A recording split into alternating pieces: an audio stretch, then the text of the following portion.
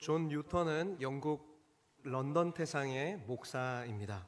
그러나 그가 목사가 되기 이전에 그의 삶의 이력은 매우 세속적이었습니다. 11살부터 아버지를 따라 배를 타는 선원이 되었는데, 그는 어릴 적에는 경건한 어머니로부터 신앙의 훈련도 받았지만 17세가 되던 해에 어머니가 돌아가시고 선원들과 함께 계속해서 살면서 그 거친 바다에서 살아남기 위해 그렇게 애쓰다 보니까 언어도 거칠어지고 성격도 거칠어지고, 그러면서 이제 사람이 조금 비뚤어지기 시작했습니다. 그러면서 사람들에게 그가 미움을 받기 시작했고, 나중에 그는 아프리카 흑인들을 노예로 잡아오는 노예선에서 일하게 되었는데, 그 배 안에서도 온갖 나쁜 짓만 골라서 하는 잔인한 사람으로 소문이 났습니다. 그러다가 1748년 3월 1일 그는 배 안에서 토마스 아켄퍼스의 그리스도를 본받아라는 책을 우연히 발견하고 읽기 시작합니다.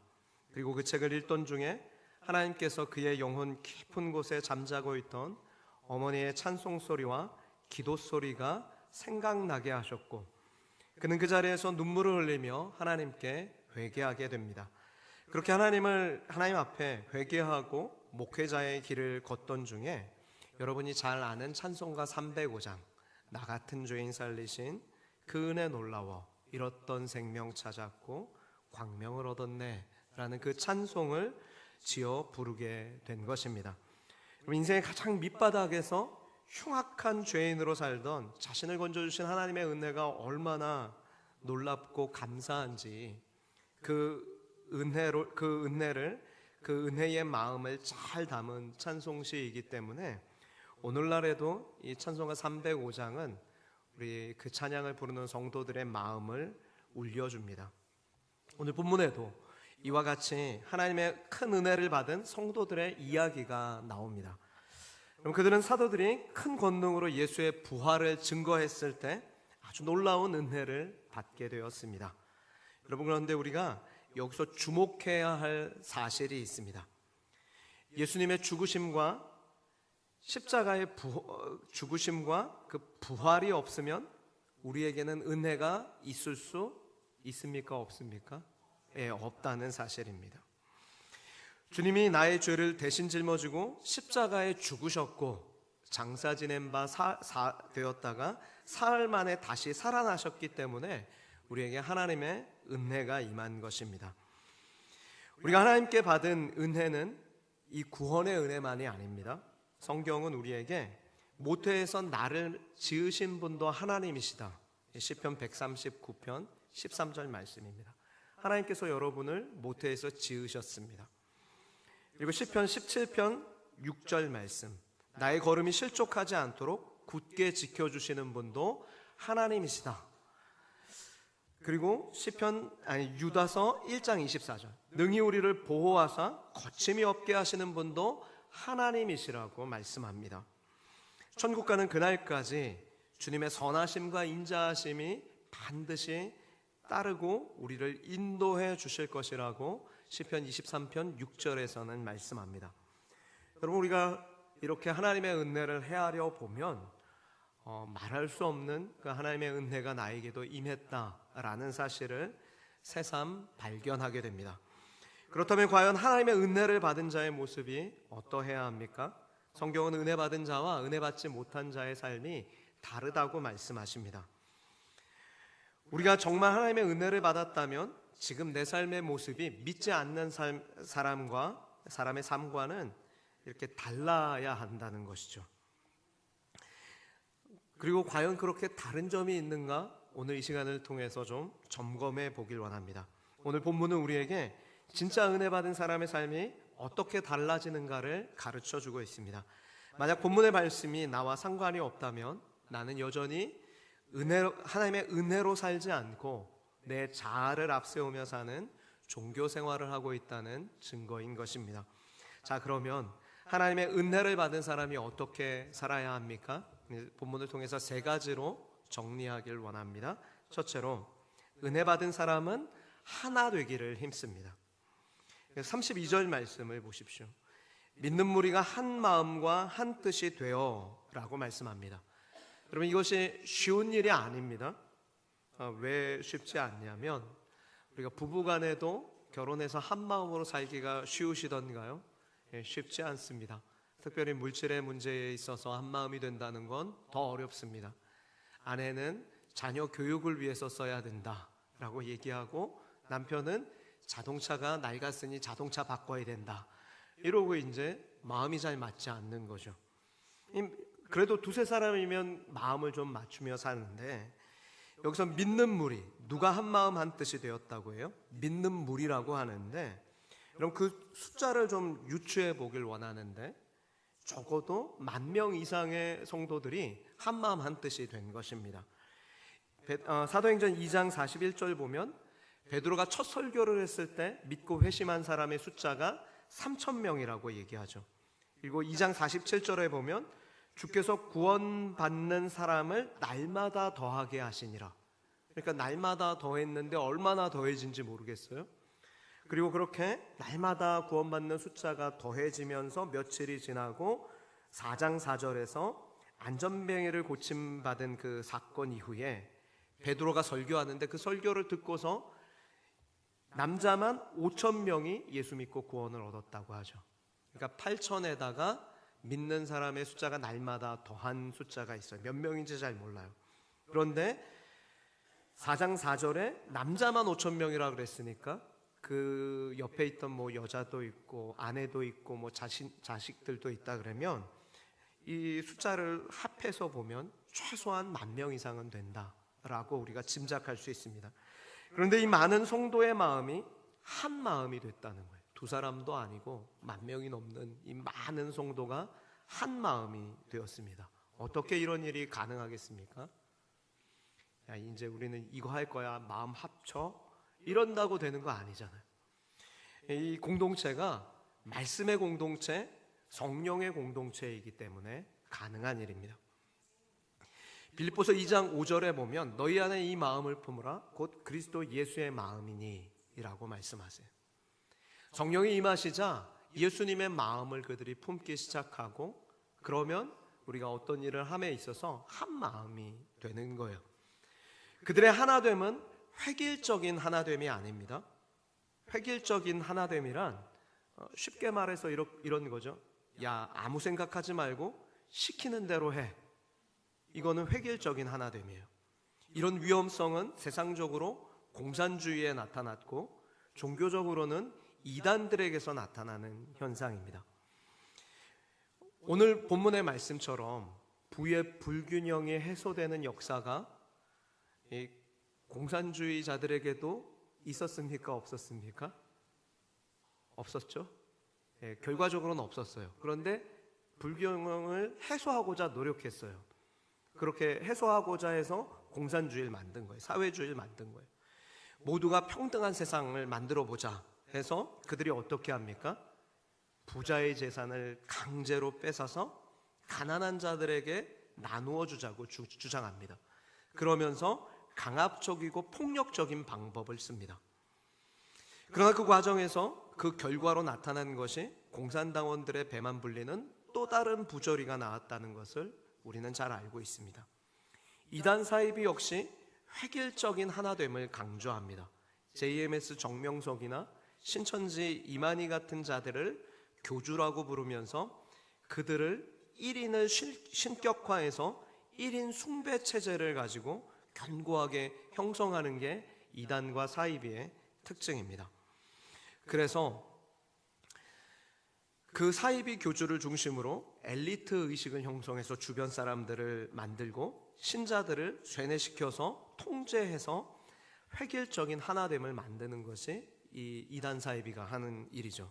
그러나 성경은 이러한 하나됨을 절대로 가르치지 않습니다. 하나님의 방법은 강압적이거나 통제하는 획일적인 하나됨이 아닙니다. 마치 물이 자연스럽게 부족하고 낮은 곳으로 흘러서 수평을 맞추는 것처럼 생수의 강이신 성령께서 각 사람에게 임하시자 자연스럽게 가진 사람이 없는 사람을 위해서 나누는 거예요. 강한 사람이 약한 사람을 돕는 것입니다. 높은 곳에서 낮은 곳으로 흐르는 성령의 역사가 그 공동체 안에 나타나기 시작한 것입니다. 획일적이고 강제적인 하나됨이 아니라 다양하고 자연스러운 하나됨을 이루는 것이 성령의 역사인 것입니다. 여러분, 하나님이 지으신 창조 세계를 한번 보십시오. 하나님은 독수리도 만드셨고 나비도 지으셨습니다. 참새도 만드셨고 풍뎅이도 지으셨습니다. 개와 고양이를 만드셨습니다. 뿐만 아니라 개도 한 종류만 만든 것이 아니라 진돗개, 풍산개, 불독, 세퍼드, 세인트 버너드, 다양한 치아와 다양한 종류의 개를 지으셨죠. 그 모든 것이 자연 만물이 하나님 안에서 그렇게 어울려 살도록 만드신 것입니다. 뿐만 아니라 하나님께 쓰임받은 인물들을 보십시오. 왕비의 신분으로 쓰임받은 에스더가 있는 반면에 창녀의 신분으로 쓰임받은 기생 라합이 있습니다. 선지자 중에서도 스바냐와 같은 왕족이 있는가 하면 농부 출신인 아모스가 있습니다. 순종하는 선지자가 있었는가 하면 불순종한 요나도 있었습니다. 그러나 성경이 무엇을 이야기합니까? 이 모든 사람들이 다 하나였다는 거예요. 하나님을 중심으로 하나님 말씀에 순종하면서 하나님께 쓰임받은 하나의 존재였다라는 것입니다. 여러분, 다양성 속에서 모두가 똑같은 모습, 획일적인 하나가 아니라 다양성 속에서 하나님 나라를 위해 하나님께서 쓰신 하나의 도구였다는 것이 오늘 성경이 우리에게 가르치는 거예요. 여러분, 무지개가 아름다운 것은 서로가 다른 색을 지니고 하나가 되었기 때문에 아름다운 것입니다. 저와 여러분이 아름다울 수 있는 이유는 다르기 때문에 아름다운 거예요. 우리 옆에 분 한번 얼굴 바라봐 주십시오.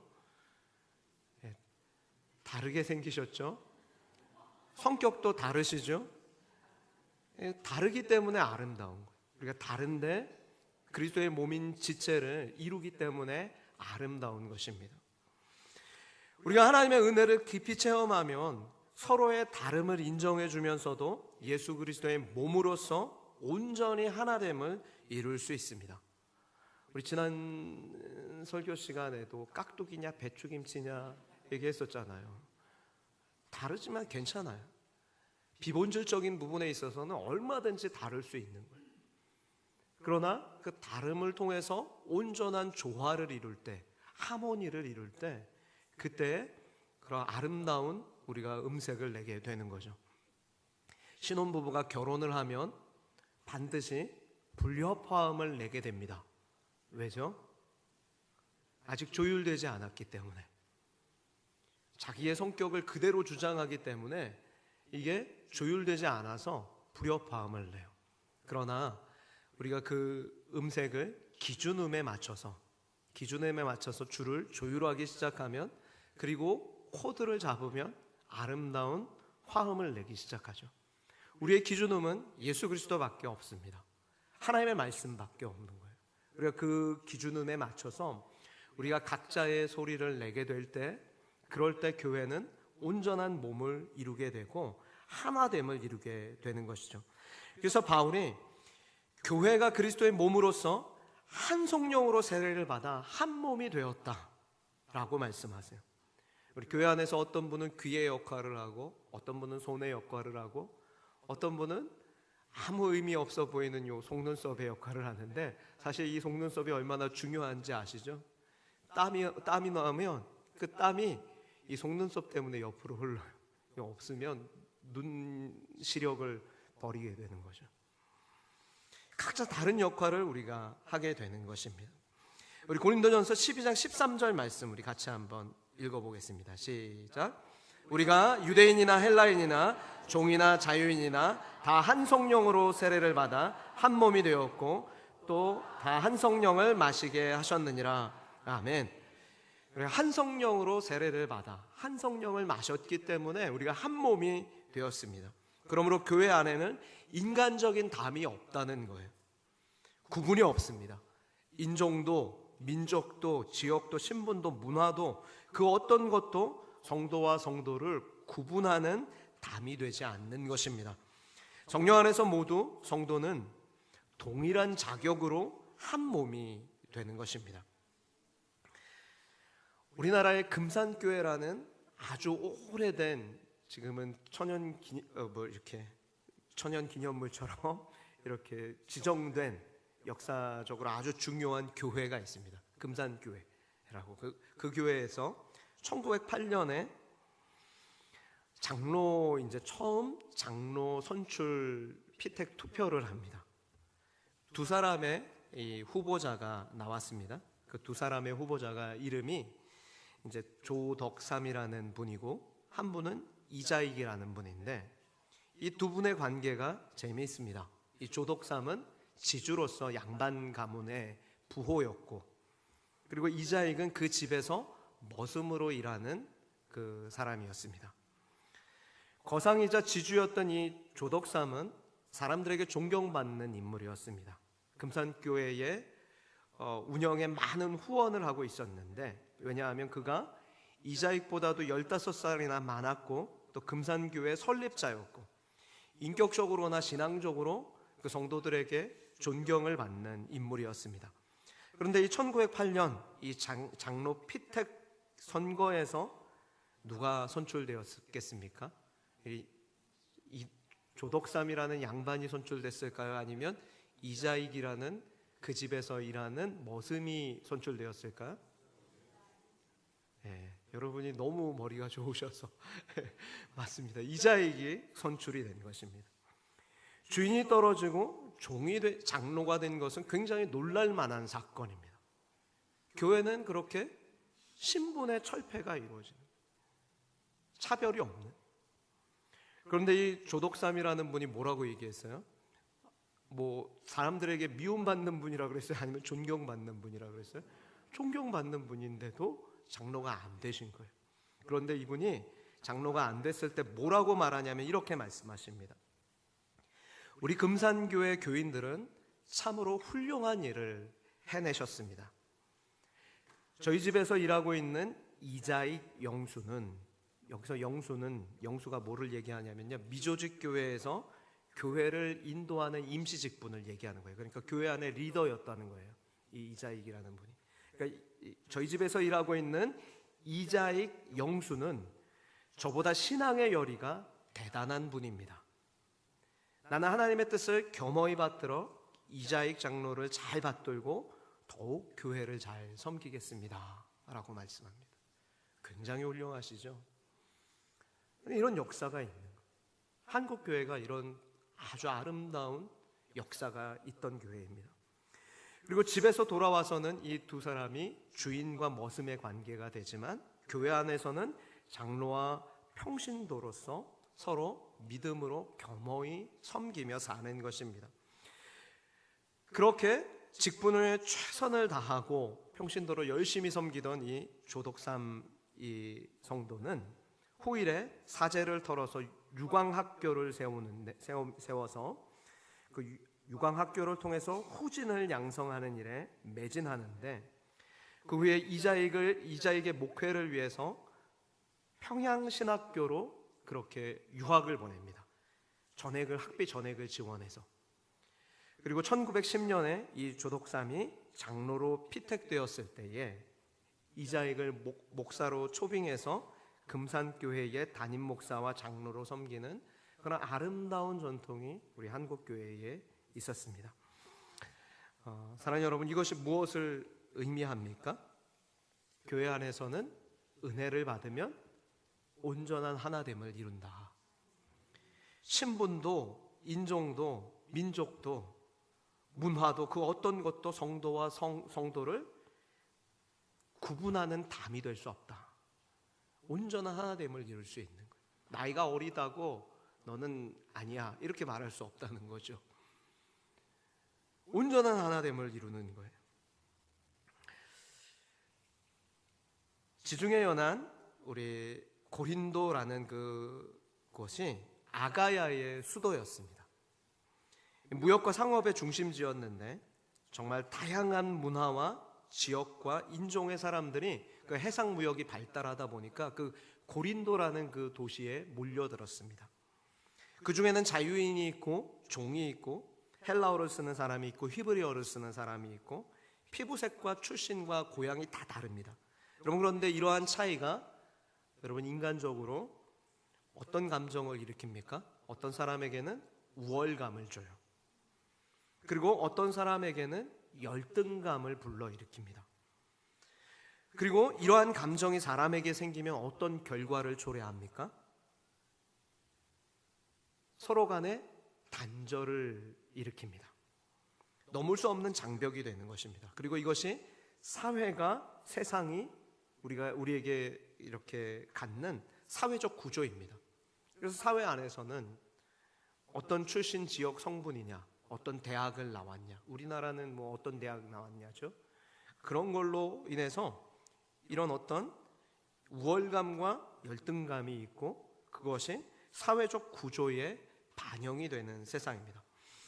그러나 교회는 그런 곳이 아닙니다. 교회는 예수 그리스도의 그 십자가 대속의 은혜와 성령으로 말미암아 모든 걸 초월하는 거예요. 문화와 신분과 인종과 연령과 성별과 지위의 벽이 완전히 무너진 곳이 교회입니다. 그 금산교회 장로 투표가 우리에게 보여주는 것처럼 말입니다. 성령 안에서 우리는 온전한 한 가족이 된 거예요. 그럼 가족보다 더 가까운 사실은 그리스도의 몸인 지체가 됐어요. 그래서 옆에 사람이 힘겨우면 나도 마음이 아픈 거예요. 그런 관계가 되는 거예요. 지역적으로 멀리 떨어져 있어도 서로 한 몸을 이루는 것입니다. 게다가 원수마저도 사랑의 대상이 되는 것이 교회입니다. 이 교회는 그런 곳이에요. 은혜 받은 사람들은 그렇게 사는 것입니다. 그리고 이 모든 일이, 이 모든 것이 다 믿는 자 안에서 성령께서 하시는 일이다. 은혜가 넘치면 이렇게 온전한 하나됨을 이룬다라고 말씀하세요. 그렇기 때문에 만약에 여러분이 은혜를 받았다고 큰 소리 치면서도 누군가를 교회 안의 성도를 향한 어떤 미움을 갖고 계시다면 그 은혜는 진짜입니까? 가짜입니까? 가짜입니다. 심각하게 돌아봐야 되는 거예요. 내가 여전히 교회 안의 성도 중에 누가 밉다라는 생각이 있으면 주님, 제가 제대로 은혜 받은 건 맞습니까? 라고 나 자신을 돌아봐야 돼요. 여러분, 은혜란 받을 자격 없는 내가 받은 것이거든요. 하나님께서 내가 하나님의 원수처럼 행했는데 자기의 아들을 나를 위해서 내어주심으로 하나님의 아들을 삼아주신 거예요. 그럼 내가 그 은혜를 받았다면 너희도 그와 나와 같이 그렇게 서로를 용납하며 살라, 용서하며 살라 하셨는데 그 은혜를 받았다면 어떻게 우리가 그렇게 누군가를 미워하며 살 수 있겠습니까?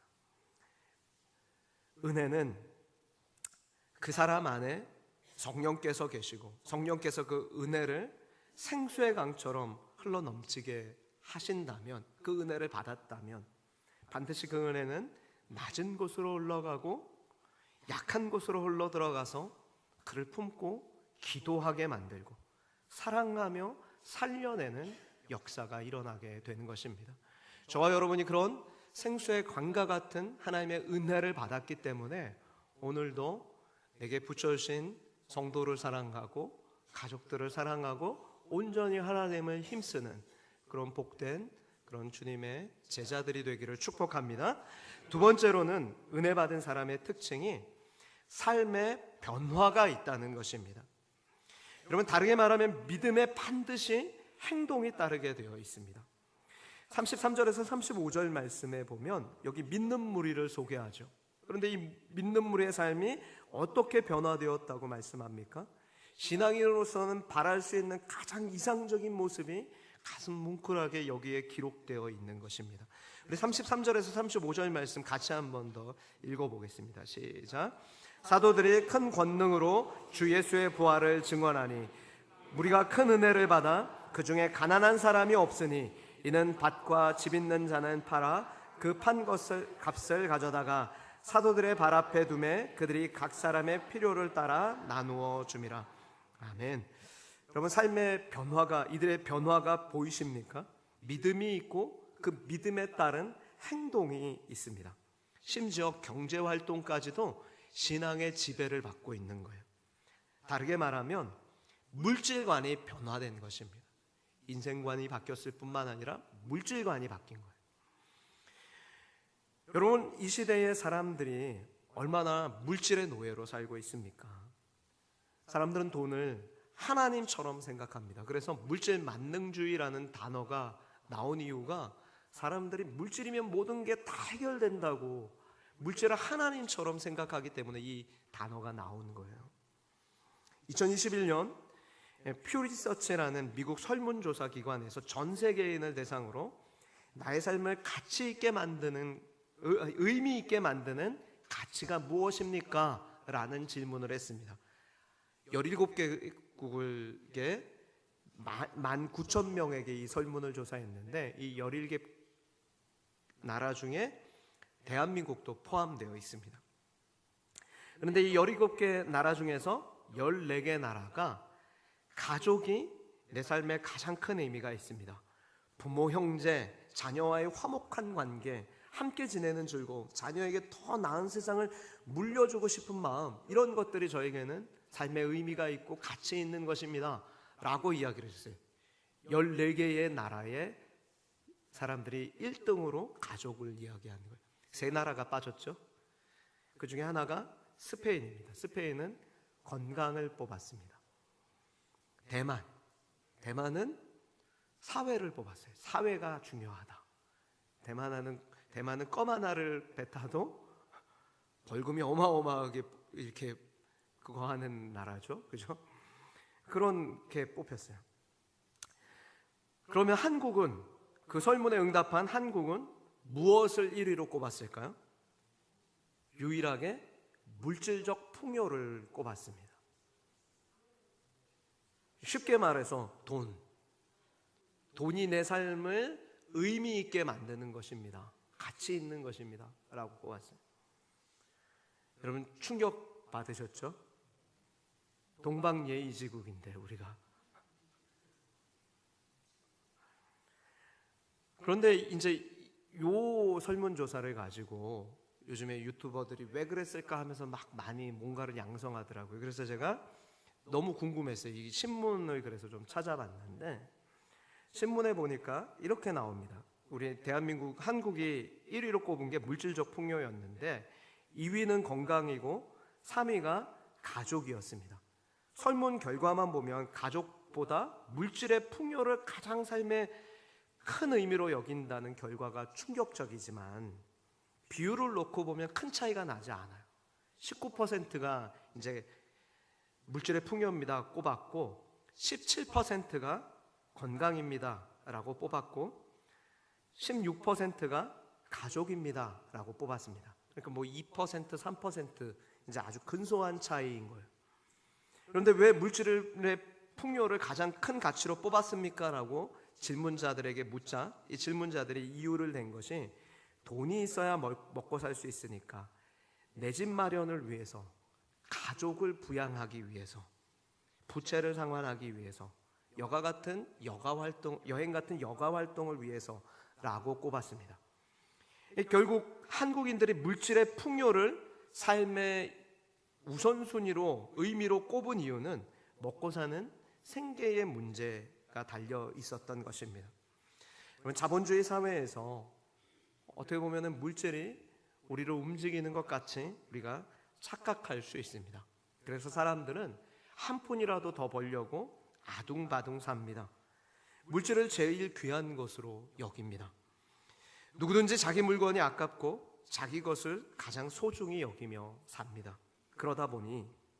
그러다가 사람들은 이것이 마침내 돈을 하나님처럼 생각하게 되는 것이죠.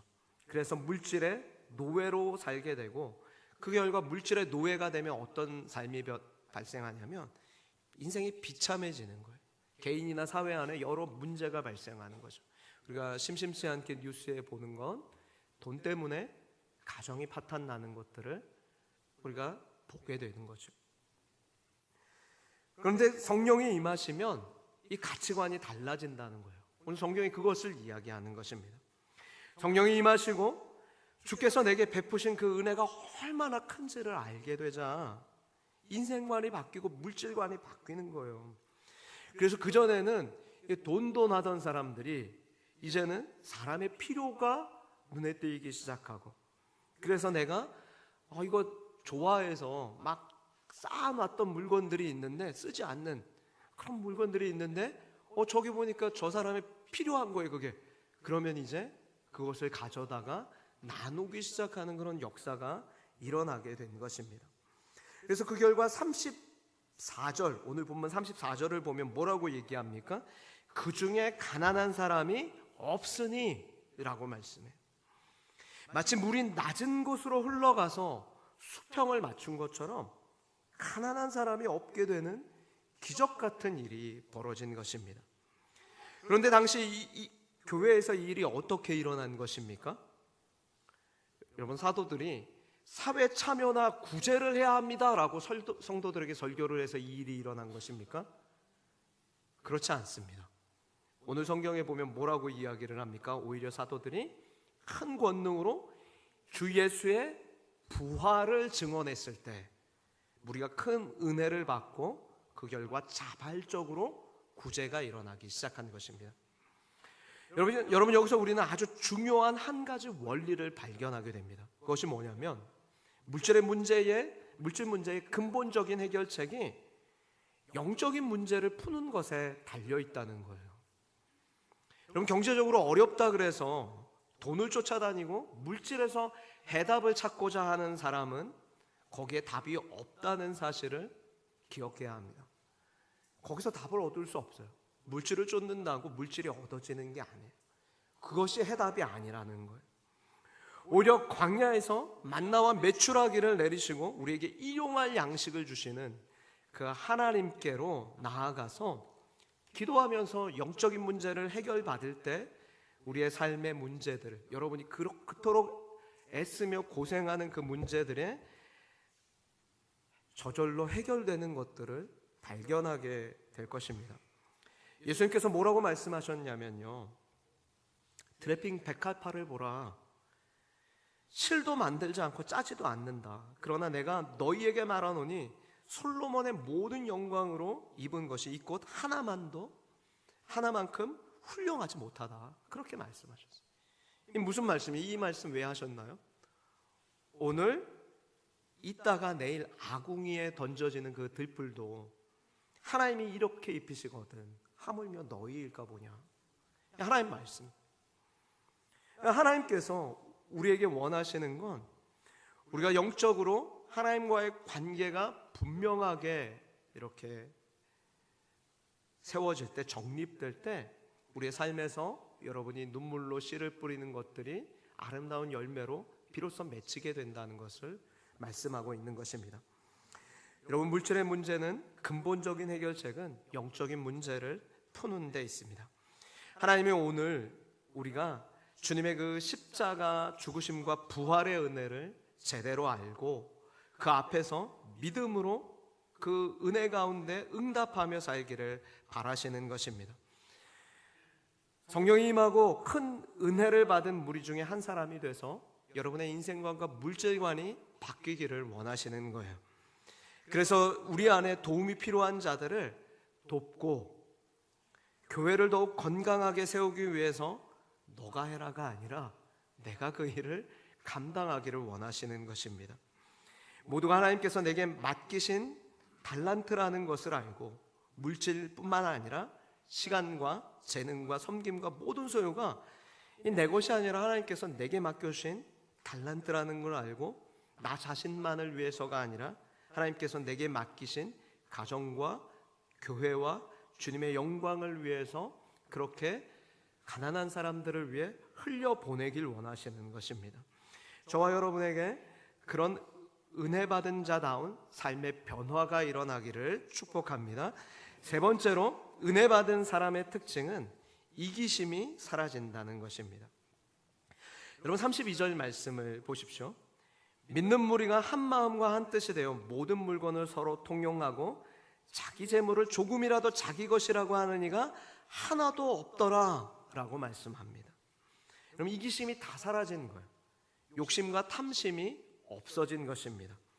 사실 주님의 은혜가 깊이 체험된 사람은 그 은혜를 깊이 깨달은 사람에게는 이것이 어쩌면 당연한 일이에요. 왜냐하면 여러분, 은혜라는 게 무엇입니까? 은혜는 받을 자격 없는 내가 받았다는 게 은혜예요.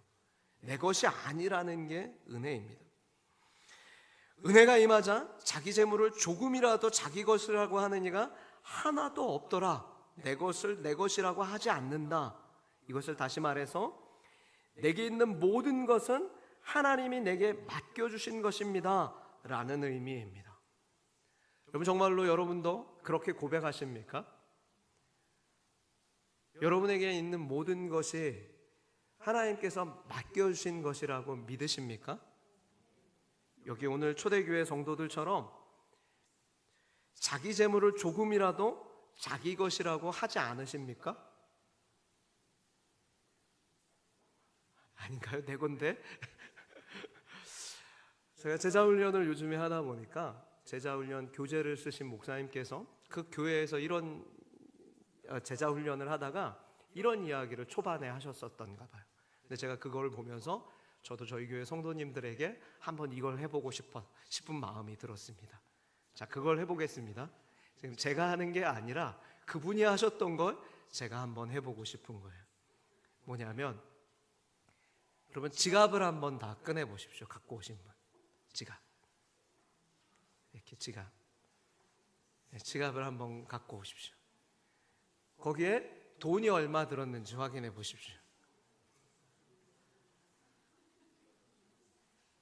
자, 그 지갑이 누구의 것입니까? 내 것입니까? 하나님의 것입니까? 아멘. 예. 하나님 거예요. 이제 이분이 이렇게 물었을 때 거의 90%의 그 제자훈련 참석자들이 하나님 것입니다 라고 얘기를 했대요. 자, 그럼 이제 지갑을 넣으십시오 했더니 얼른 지갑을 넣었어요. 그리고 이제 목사님이 묻습니다. 통장을 하나 꺼내 보십시오. 근데 우리는 통장이 없으니까 제가 묻겠습니다. 휴대폰을 한번 꺼내서 그 은행 어플을 한번 실행시켜 보십시오. 그리고 거기에 지금 잔액이 얼마 남아 있는지 확인해 보십시오. 자, 그것이 누구의 것입니까? 하나님의 것입니까? 여기 이제 통장 꺼내서 확인해 달 이러니까 그때 성도들이 사색이 되더래요. 그러면서 우리 목사님이 앞으로 교육관도 짓고 선교도 더 많이 하시려고 재정이 필요하니까 이렇게 해서 제자훈련 받는 사람들에게 이렇게 통장 이렇게 하나님 것으로 바쳐라 이렇게 하시나 하면서 불안한 눈동자가 막 흔들리더래요. 그러고 나서 이제 목사님이 이렇게 묻습니다. 그럼 집 문서, 땅 문서를 갖고 오십시오. 누구의 것입니까? 여기까지 오자 이제 성도들 표정이 사색이 되는 거예요. 여러분, 아까 제가 이거 묻지도 않고 자기 재물을 조금이라도 자기의 것이라고 하는 자가 하나도 없더라는 고백처럼 여러분도 그렇게 고백하십니까? 물었을 때도 벌써 여러분 표정이 싹 굳더라고요. 정신 바짝 차려야지 여기서 잘못해서 아멘 했다간 큰일 난다.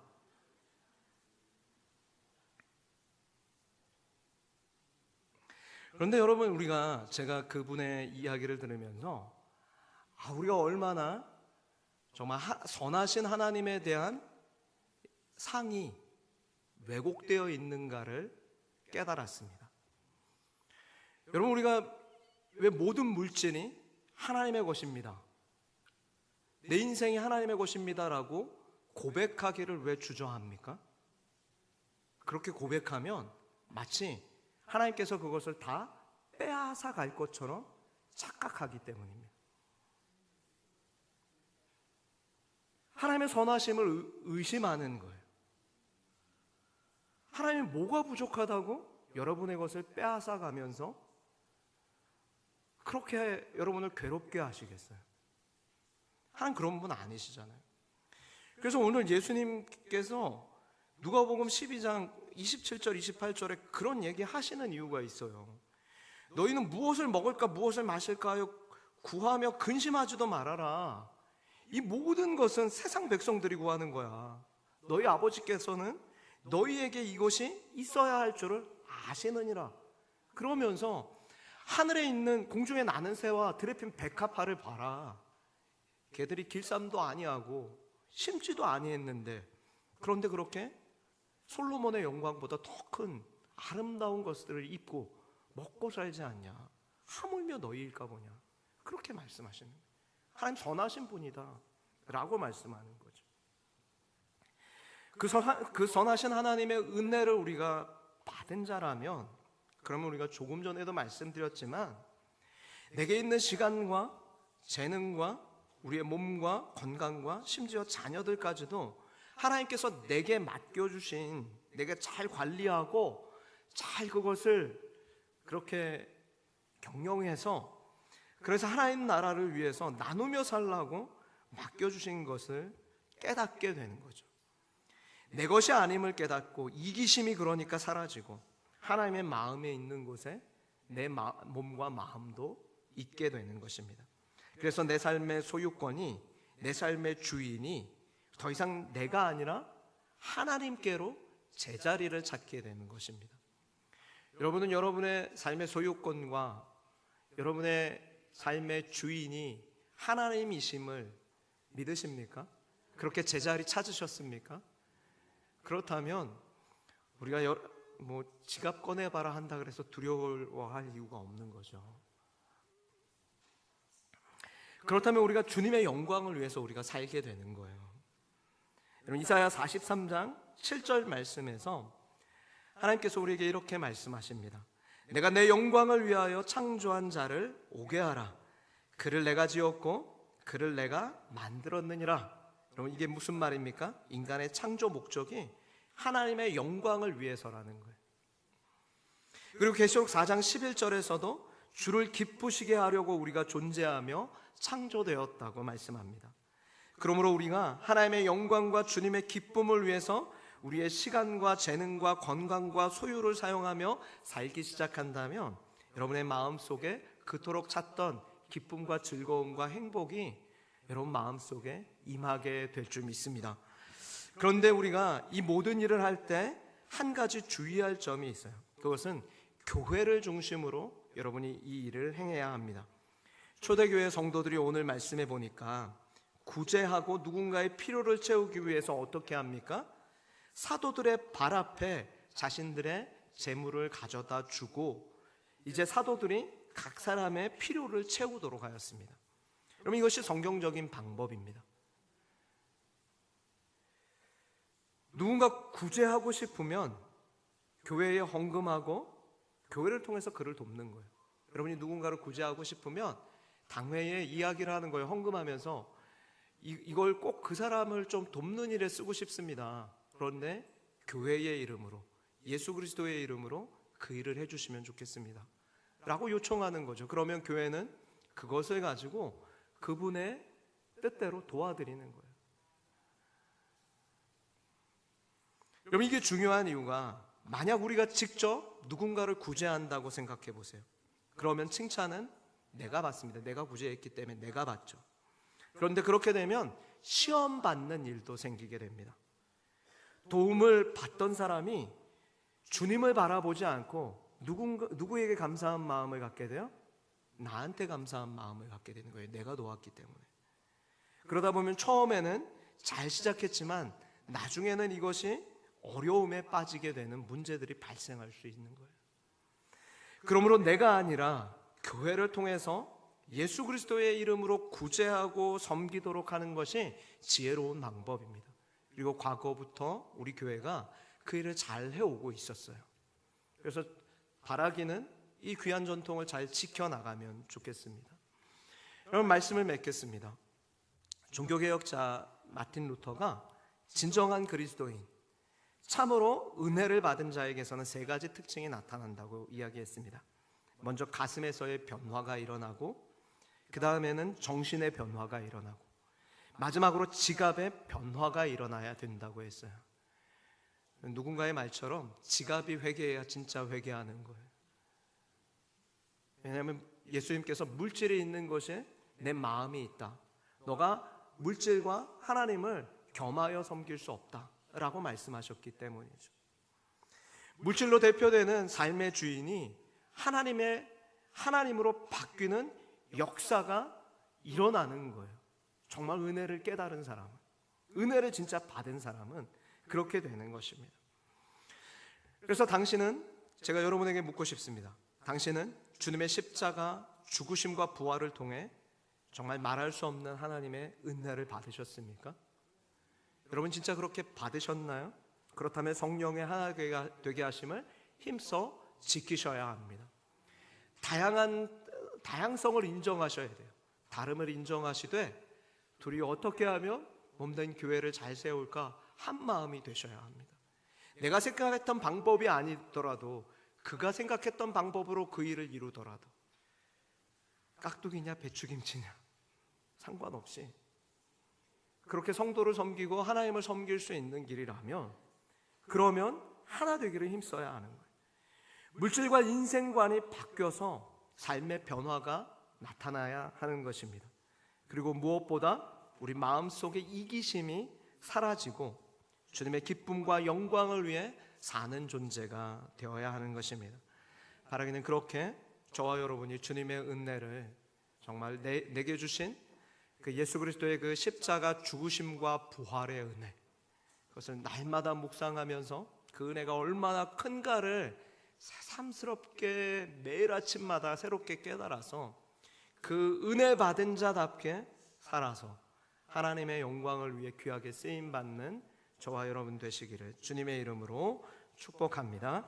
기도하겠습니다. 하나님 아버지, 죄로 인해 부서지고 망가진 우리 인생을 구하시려 이 세상에 오신 주님의 은혜에 감사합니다.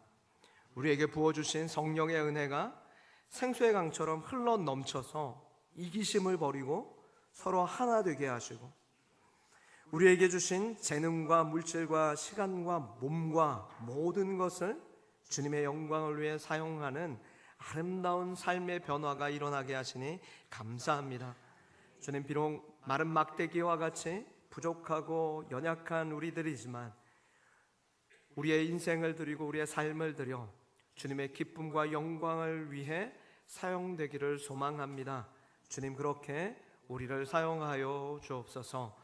감사드리며 예수님의 이름으로 기도합니다. 아멘.